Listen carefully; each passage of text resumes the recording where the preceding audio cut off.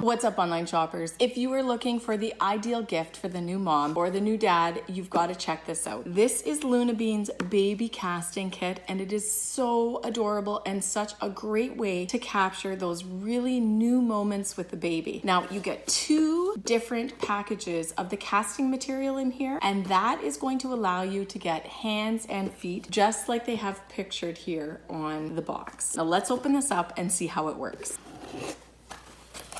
Now, Luna Bean makes the coolest casting gift sets. They give you everything you need in the box, which is ideal also. So this is going to be your mixing tray. Now, this here is everything that you get in one box of the hand casting kit. It's a pretty simple process. I've done it a couple times. What I love about it is you are allowed to mix it up in small batches. Step 1 right here is the alginate. And what you do is you take this bag, you dump it into this container here, and then you stir it up really, really well. Now, one thing I will caution you about doing this is you have to make sure that you follow the instructions measurement-wise exactly. So when you take the alginate package here, you're gonna put it into your container and you're gonna add exactly 2 cups of water. If you add more water, it's going to mess with the chemical reaction that happens between the alginate mix and the casting mix and how long it's going to take, even if it will take. If you don't follow it specifically, you could not end up with the results that you want. Now, something else that's pretty cool is I find that they give you very good instructions. Now, I should also mention too that included in the kit, you also get these 2 little vials of paint along with a sealant and some paintbrushes and some other little tools that you're going to use like sanding paper to get a smooth final product. They do give you a really nice instruction sheet right here, and I love that it's color illustrated. It just looks nicer, but basically everything that you need to know is going to be right here on the sheet. Something that they recommend you do before you add the alginate to the container is to actually put the baby's hand or foot into the container first and do a good job of rubbing the water around on their skin, because there will be little bubbles on the surface of their skin if you don't do this, and that's going to affect the quality of the cast that you're going to get. Something else you're going to want to remember is that you should dress for the mess, because this is not going to be a neat, clean, tidy process. There's going to be some stuff around, and you don't want to get this on clothing that you care about. It can be quite difficult to get out. When you put the alginate in here, you're going to want to stir really quickly to get everything all mixed up. Make sure you scrape around the sides of the container too, because what happens is you might have some little pockets of unmixed alginate, and that is going to affect the quality of your mold. So once you see that the material is starting to change color, and it should be going from a darker to a lighter pink, then you're going to put the baby's foot or hand into the mixture. The tricky part is here. You want to make sure that they're not touching the sides of the mold at all, because that's going to affect the quality of the cast. You also want to make sure that you have them fully submerged in that mixture for somewhere between 1 and 4 minutes until the mixture starts to set. So it is better to make sure that your mixture is a much lighter color when you put their hand in it or their foot in it, because that's going to be less waiting time for the alginate to firm up around your baby's hand or foot. You will know that the cast is set from the touch test. So basically what you do is you have to put your finger on the surface of the mixture, and if the finger still sticks to it, it's not quite set. You want to make sure that when you put your finger down, it lifts off without anything sticking to it. Once you have reached that point, it is time to gently wiggle your baby's foot or fingers out of the cast, and I would go right away and rinse off their hand or foot to make sure that none of the casting material is left on their skin. The texture of your mixture will have changed from a liquid to something that's very rubbery and flexible and pretty movable too. When it's time to take the baby's hand or foot out, you just have to wiggle a little bit and break that suction, and then gently wiggle them out so that you have your mold intact and ready for the next step. Now, once the mold is set, you're going to want to make sure that you use it right away. If it takes way more time than you thought it was going to take, what you can do is put the entire mold in a plastic bag and seal it up. That's going to keep it rubbery and flexible for the next step, because the next step is going to be mixing up the casting material. Now it's time to mix up the casting powder and water. So you're going to want to set aside a little bit of the casting powder for repairs and patches, because sometimes when you take things out of the mold, it doesn't quite fill all the spaces. You have a little hole that you want to make a little putty, put it in there, patch it, and then sand it smooth. So we're going to take this casting material and we're going to put it into a disposable mixing container. It can be something like this one here, but you don't want to have to try and wash everything out afterwards, because this is plaster. So you're going to mix this up with a 1/2 cup of water until it has a really nice, smooth, creamy consistency. And then it's time to put it into your mold. So when you are doing the mold or the fingers, you're going to want to make sure that when you pour the liquid casting material in, you have to tilt what you have in your container here, your mold, so that the liquid will go right to the bottom. And then once you have it in there, you want to kind of roll it around a little bit after you filled it up about a third of the way full. And then you're going to gently